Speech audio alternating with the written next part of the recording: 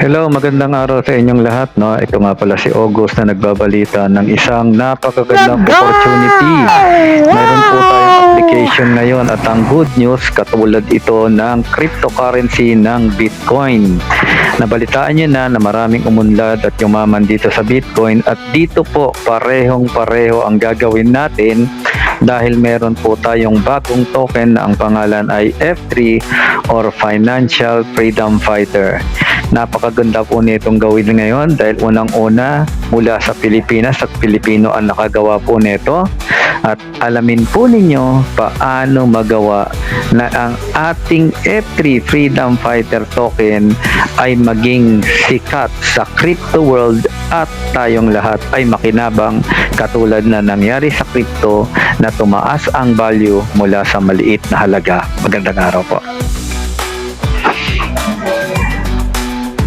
Ang good news po, uulitin lamang ni F3 token ang nangyaring blessing sa Bitcoin. Kaya ngayon po, habang mura pa ang F3 token, ay bumili na po tayo ng marami. At ito naman po ay mabibili sa abot kayang halaga.